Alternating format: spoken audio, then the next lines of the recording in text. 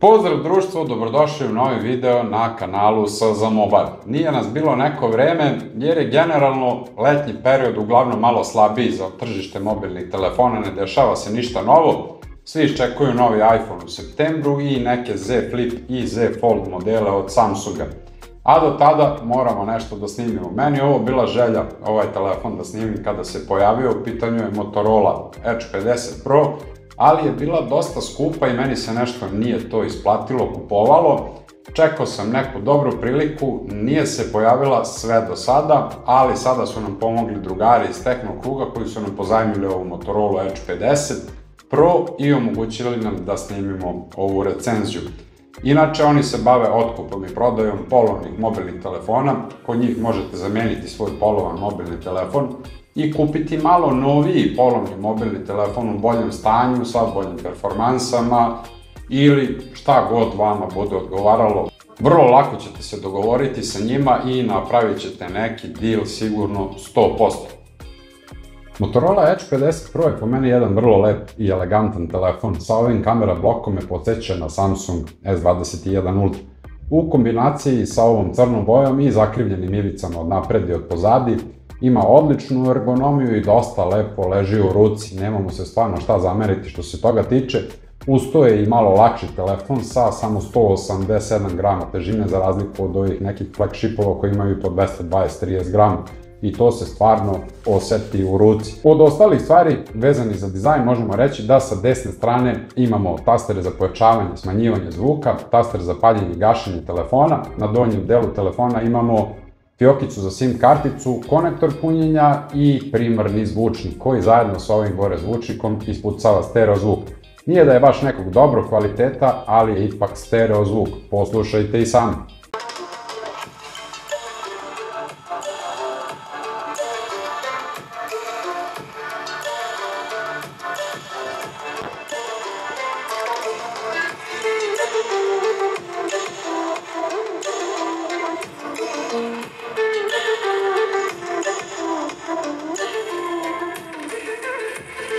Ne smemo da zaboravimo da kažemo da telefon ima IP68 sertifikat otpornost na vodu i prašinu. Ono što sve zanima je ta otpornost na vodu. Pazite šta radite sa telefonima jer ako telefon upadne duboko u vodu i voda uđe u unutrašnjost telefona, nećete ostvariti garanciju jer proizvođači to ne priznaju. Znam iz iskustva. Ekran koji je ugrađen na ovu Motorola je POLED tipa i zaobljen je sa leve i sa desne strane, što zna da pravi malo problem, jer kada telefon držite u jednoj ruci morate da imate malo čvršći stisak i onda zna da se desi da ivica dlana nalegne na tu ivicu koja je zakrivljena i da telefon, na primjer, prepozna komandu kao da su dva prsta u pitanju, a ne da normalno scrollate po ekranu. Takođe, zna malo da pravi probleme u toku igranja video igara, jer je telefon tada u landscape položaju i uglavnom naslonjen na ove donje prste, koji opet znaju da pipnu na ivicu ekrana i da poremete touchscreen i onda zna da se desi da malo izgubite kontrolu nad igrom u toku igranja. Osim toga sve je glatko i perfektno sa ovim ekranom, dijagonala je 6,7 inča, osveženje je čak do 144 Hz, ali ako ga držite na auto modu to se neće desiti, ide samo do 120 Hz i onda on skalira po potrebi kako ne bi trošio puno baterije. Osvetljenje ekrana je 2000 nica i stvarno se dosta lepo vidi po dnevnom svetlu, nećete imati problema da nešto pročitate ili da mora da tražite hladovinu. Rezolucija ekrana 2712 x 1220 piksela po inču, gustina 446 ppi, što daje dobru, jasnu i kvalitetnu sliku. Dok smo još kod ekrana, treba napomenuti da je u ekranu ugrađen optički čitač otiska prsta. To je ujedno i glavna biometrija na telefonu, jer je ovaj Face ID na ovim jeftinim uređajima nepouzdan jer radi samo preko selfie kamere, znači nema one napredne senzore za prepoznavanje lica i ne preporučuje se za korišćenje. Otisak prsta je odličan, brz i munjevit i nema mu se stvarno šta zameriti. U kategoriji ovih Samsunga, znači neki mid-range, ova je duplo brži, na primjer, od Samsunga. Jedna od bitnijih komponenti koja se ugrađuje na telefon je verovatno i baterija. Ovde imamo bateriju od 4500 mAh koja podržava punjenje do 125 W. Ja nažalost nisam imao taj punjač, već sam koristio moj od 45 W i rezultate koje sam dobio su sasvim korektni, 40 minuta do pune baterije. Da biste to brzo punjenje aktivirali, morate u podešavanjima znači da aktivirate brzo punjenje i onda će vas telefon obavestiti da će se u toku punjenja malo i pregrevati, što je i kod mene bio slučaj, ali nije to bilo ništa strašno. Uglavnom oseti se u ruci da je telefon malo topliji. A što se tiče autonomije baterije, bez obzira što ima 4500 mAh, ona je stvarno odlična. Ja sam ovaj telefon koristio kao drugi telefon za servis, znači bila je kartica u njemu, testirao sam ga, poruke, pozivi u toku dana, fotografisao, radio benchmark testove i on je bez problema izdržao dan i po dva. Znači da sve to nisam radio, možda bi baterija išla i na cela 2 do 2,5 dana. Odlična stvar i odličan rezultat za ovaj telefon. Chipset koji pokreće ovaj telefon je Qualcomm Snapdragon 7 Gen 3, uparen sa 12 GB RAM-a i 512 GB skladišnog prostora.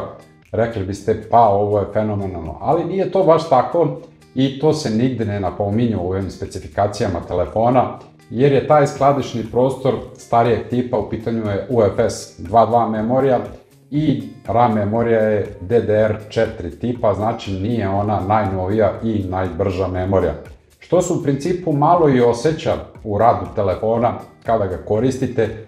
Zna da ima neke sitne gličeve, pogotovo kada aktivirate kameru pa onako krenete nešto da snimate, a ono vam frame-ovi skaču onako s jednog na drugi.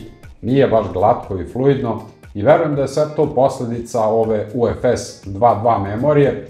12 GB RAM-a je i onako overkill za ovaj telefon, jer ovaj Snapdragon ne može da iskoristi tu količinu RAM-a, a uz to je i LPDDR4X memorija. Ima tu još jedan problem. Ako ste strastveni ljubitelj igranja video igara na ovom telefonu, nećete baš moći sve video igre da igrate na telefonu. Na primjer, Asphalt Legend nije hteo nikako da pokrene, čuje se zvuk sa video igre, ali slika stoji u mestu i telefon se zamrzne i posle toga možete samo da izađete na kućicu iz cele igre i da je zatvorite. Call of Duty je radio u principu ok, na 60 frame-ova po sekundi i ovaj Shadow Hunter koji sam počeo da igram skoro u svrhu testiranja telefona je radio sasvim korektno. Sintetički testovi pokazuju da je ovo jedan korektan procesor, ima veliku stabilnost u toku testiranja, čak 98,7%, što ćete vidjeti sada u ovim primjerima. Ne pregreva se puno, nema puno frame-ova po sekundi od 7 do 10 i potrošnja baterije uopšte nije velika, samo 7% baterije je potrošio za 20 krugova testiranja. Verujem da dosta ljudi zanima kakve su kamere na ovom telefonu. Zbirno imamo 4 kamere, glavnu kameru od 50 megapiksela, telefoto kameru od 10 megapiksela, ultra široko ugavnu kameru od 13 megapiksela i selfie kameru od čak 50 megapiksela. Rezultati koje sam dobio sa ovim kamerama su uglavnom zadovoljavajući, dobri, možemo reći i odlični, jer stvarno pravi dobre fotografije i dobre video zapise. Na glavnoj kameri imamo mogućnost snimanja 4K u 30 frame-ova po sekundi, ne više od toga, verovatno kao ograničenje ovog Snapdragona i ograničenje ove spore UFS 2.2 memorije, jer ne bi verovatno moglo da iznese to snimanje 4K u 60 frame-ova po sekundi. Stabilizacija odrađuje dosta dobar posao, video je gladak, fluidan, opet to seckanje koje se primećuje u toku video snimanja se ne vidi posle naknadno na video snimku, jer je to problem u samom softveru telefona. Znači video snimak je korektan. Fotografije koje su dobijene sa glavnom kamerom su odličnog kvaliteta, nema puno šuma u tamnijim delovima kadra, dinamički raspon je dosta dobar i može se generalno reći da su fotografije dosta dobre i kvalitetne. Ljubitelji selfie kamere će biti zaista zadovoljni sa ovim telefonom, jer je selfie kamera dosta dobra, ima 50 megapiksela, optičku stabilizaciju slike i pravi odlične video zapise i fotografije. Ja sam bio zadovoljan sa ovom kamerom, verujem da ćete i vi biti zadovoljni, jer joj se stvarno nema puno šta zameriti. Možete i sami vidjeti iz ovih primjera da su fotografije i video zapisi dosta dobri. Dobar je balans bele boje, generalno dinamički raspon je dosta dobar. U video zapisu stabilizacija odrađuje dosta dobar posao i sve je to na vrlo visokom nivou. Ultra široka kamera će malo zaostajati za glavnom kamerom jer je to i očekivano kod ovakvih telefona i kod dosta skupljih telefona ultra široka kamera je slabija u odnosu na glavnu kameru.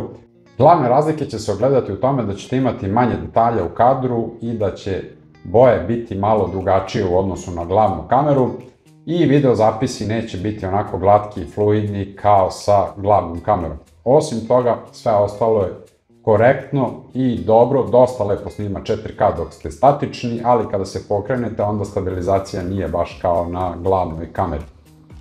Telefoto kamera je takođe dosta dobra i drži konsistentnost sa ostalim kamerama. U dnevnim uslovima pravi sasvim korektne fotografije, imamo dosta detalja u kadru i optička stabilizacija tu odrađuje dosta dobar posao. Ja sam ostao iznenađen koliko ova kamera lepo pravi fotografije na uveličanju od puta 3 i portret mod je tu odličan, tako da nećete pogrešiti ako kupite ovaj telefon za fotografisanje. Neće imati vajde od nekih velikih vrednosti na zoomu, jer ako nešto zoomirate maksimalno puta 30, slika tu bude kartonifikovana i od tih fotografija nema nikakve koristi. Uz sve ovo moram da pohvalim i makro mod na ovoj Motorola, jer pravi dosta dobre i kvalitetne fotografije izbliza. Znači oni svi koji vole makrofotografiju imat će koristi od ovog telefona. I za kraj smo ostavili operativni sistem koji pokreće ovu Motorola. U pitanju je Android 15 Vanilla izdanje, jer Motorola nema taj neki svoj One UI, već koristi taj osnovni Android, kako bi rekli, sa nekim svojim dodacima kao što su ti Moto gestovi, da tipa promučkate telefon, upalite lampu ili okrenete ovako levo desno 2 puta i aktivirate kameru na telefonu.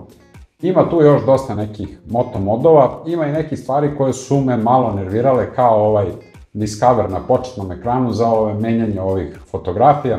Stalno on nudi neku opciju da se nešto istraži, da se ovo, da se ono i ja sam se na kraju iznervirao i onemogućio sam ga potpuno, tako da je ostala samo jedna pozadina na početnom ekranu i to je to. Nekako mi je mnogo lakše da ga koristim tako jer ono obaveštenje non stop smeta, a malo znaju da smetaju i ona obaveštenja za te neke Moto modove i istraži ovo, istraži ono.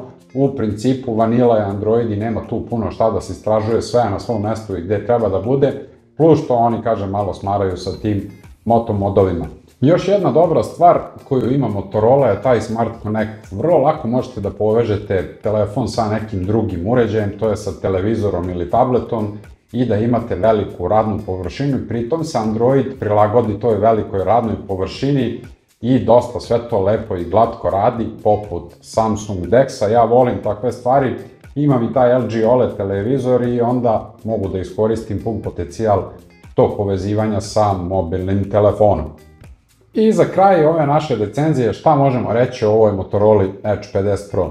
Trenutno je ovo vrlo dobar telefon i vrlo dobra kupovina, cena mu je dosta spala, ali kažem trenutno, jer treba voditi računa o tome da ovaj telefon znači ima sporiju memoriju UFS 2.2 tipa, što je dosta sporo za današnje standarde jer je već u opticaju UFS 4.0, a možda će biti i neka 4.1, 4.2, tako da je 2.2 već pomalo zastareo.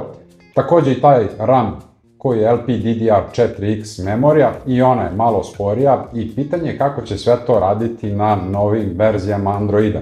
Mada kako se sve ovo odvija i kako budu izlazile sve ove nove verzije Androida, deluje da nema nikakvih značajnih poboljšanja, već su to samo kozmetičke promene, da kažu da je nov Android i da je nešto promenjeno. U suštini, source kod ostaje isti, a kozmetičke promene su samo na površini i onda ljudima pričaju priču kako su nešto promenili. Zato su oni u ostalom i počeli da daju po 7 godina ažuriranja za neke telefone koji u principu neće izdržati toliko. Ovaj verovatno ima nekih 3 godine ažuriranja i to je to. Sasvim dovoljno za ovaj telefon. Ovo je bilo moje viđenje ovog telefona i naravno ne mora svakome da se svidi. Ako imate ovaj telefon i koristite ga duže vreme, možete slobodno pisati u komentarima kako se pokazao kod vas i da li ste zadovoljni sa ovim telefonom. Hvala vam na gledanju i pozdrav do neke sledeće recenzije. I naravno ne zaboravite like, share and subscribe. Ćao!